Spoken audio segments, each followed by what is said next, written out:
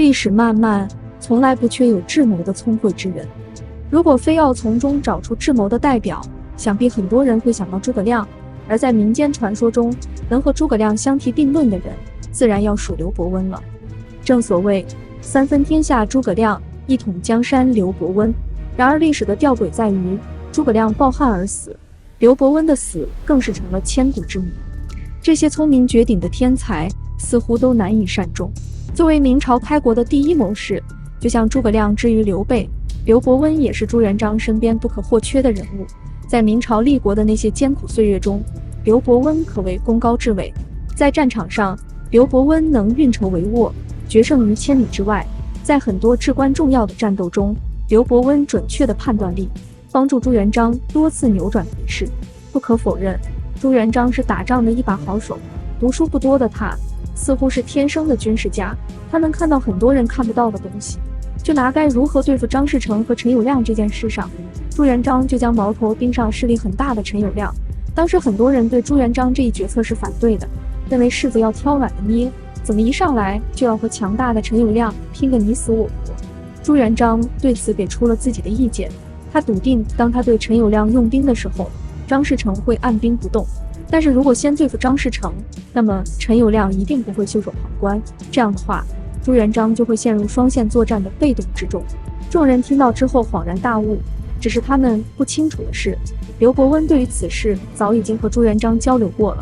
朱元璋正是采用了刘伯温的建议，才敢如此冒险行事，而结果不出刘伯温所料，他们成功对陈友谅和张士诚逐个击破，夺取了最终的胜利。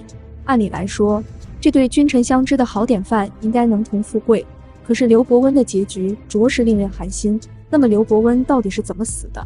这件事一直备受后人猜测。其实刘伯温与朱元璋的一席话已经揭开了最终的谜底。刘基，字伯温，浙江青田人，是元末明初的政治家和文学家。他自幼聪颖，十分喜爱读书，而且读书的速度也超级快，有一目十行之能。在那个读书人拼了命要跻身进仕途的时代，刘伯温的入仕道路似乎非常简单。在12岁那年，刘伯温便已经考中了秀才，拿到了入仕的敲门砖，因此乡里乡间皆称刘伯温为神童。有些读书人年过半百才混上一个秀才当当，而有的人12岁就成了秀才，他的起点是别人奋斗一辈子的终点。刘伯温的能力可见一斑。刘伯温23岁的时候，他去了元大都参加会试，凭借出众的才华一举中了进士，正式踏入了仕途。如果放在现代来说的话，这就好比一个20出头的小伙子，在别人还没有毕业的时候，就已经进入了公务员的队伍，让人不羡慕都不行。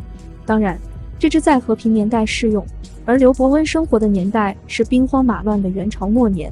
他虽然考中了进士，却在家闲居了3年都没有当上官，直到3年后才被元廷授为了江西高安县丞，负责协助县令处理政务。尽管官职很小，刘伯温却做得尽心尽力。只是对当地的豪绅贵族和贪官污吏来说，为民请命哪有捞钱重要？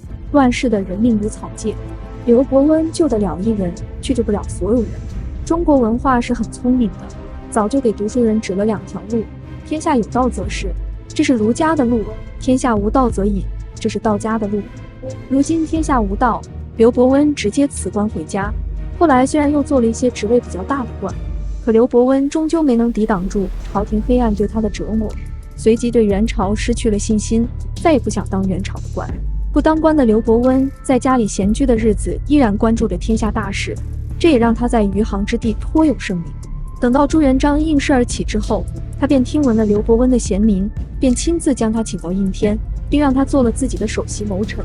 从这时候开始，刘伯温之能便开始显现了。刘伯温投靠了朱元璋之后，便向他分析了天下的局势，为他谋划了各个击破的战略方针。等到灭了陈友谅、张士诚等势力之后，又建议他脱离小明王韩林而自立。朱元璋对此深信不疑，便以大明为国号来招揽天下一师。朱元璋因此在天下乱世中站稳了脚跟。在此后的8年时间里，刘伯温一直是朱元璋身边出谋划策的首席谋臣，说他是神机军师也不为过。而朱元璋也多次对旁人说刘伯温就是自己的张良。可是朱元璋是个多疑的人，等到灭了元朝之后，他便开始忌惮刘伯温的才能。毕竟刘伯温能看到连他也看不到的东西。身为臣子，如果被帝王忌惮，这也就意味着前途已经失去了光明。这点在刘伯温身上体现得淋漓尽致。按照惯例，天下既定，自然要大封功臣。朱元璋也不能寒了手下人的心，他一下子封了不少公爵，可是其中却没有刘伯温，仅仅只给了他一个伯爵。刘伯温这个神机军师，当真够令人难受的。这还不算完，更让人想不到的，即便在伯爵里，刘伯温所领到的俸禄也是最低的。而封赏的大头来自朱元璋的同乡，被称为淮西24勋贵的淮西集团。作为非淮西出身的刘伯温，受到一点不公正的区别对待也可以理解。然而刘伯温受到冷遇，仅仅是由于出身问题吗？洪武8年，刘伯温偶染风寒，这在当时只是小病。朱元璋听闻之后，便派了刘伯温的死对头胡惟庸带着要去探望。可是刘伯温吃了药之后，病情却加重了。刘伯温便向朱元璋报告自己吃药之后的种种不适。朱元璋听闻之后，只是轻描淡写让刘伯温安心养病。不久之后，刘伯温便去世了。从这些信息来看，我们不难发现，刘伯温的死是胡惟庸的药起了作用，也可以说是胡惟庸毒杀了刘伯温。而在这背后，自然有朱元璋的暗中授意，不然胡惟庸即便是再大胆，也不敢毒杀开国功臣。那么朱元璋为何会如此痛恨刘伯温，以至于非要了他的命？其实我们从他与朱元璋的一席对话便能窥探出背后的谜底。大明天下既定之后，朱元璋就问刘伯温谁更适合出任丞相。刘伯温听闻朱元璋的问话之后，自然明白了这件事不简单，说不准会送命。刘伯温想了想之后，便回答说：臣急务太甚，又不耐烦惧，未知且估上。天下何患无才，唯民主悉心求之，目前诸人诚未见其可也。这句话出自《明史》，想来是记载可靠的。可以说，正是这句话让朱元璋对刘伯温动了杀机。那么这句话背后究竟藏着什么玄机？朱元璋问刘伯温谁能当丞相，其实就是在试探刘伯温。很显然，朱元璋并没有打算真的将丞相之位给刘伯温。可是刘伯温的前半句却回答说自己身体不好，又太怕麻烦，如果当了丞相就会辜负陛下。紧接着刘伯温的后半句却说，天下有的是人才，只要陛下去找就能找到，但是我现在所熟知的这些人却都不行。这句话明面上看没什么意思，但其实背后大有文章。前半句是刘伯温自谦，后半句则是在向朱元璋逼宫。刘伯温前半句说自己不行，理由是身体不好又怕麻烦，却没有提及能力问题，言下之意，我的能力是足以当宰相。接着他说陛下身边没有可用之才，言下之意就是在陛下找到可用之才之前，只能用我刘伯温做丞相。刘伯温这是逼着朱元璋将丞相之位赏赐给自己，这是朱元璋所不能忍的。最终刘伯温没能当上丞相，而朱元璋也因此对刘伯温下了杀心。毕竟朱元璋不能容忍一个超有能力的人来分享自己的权力。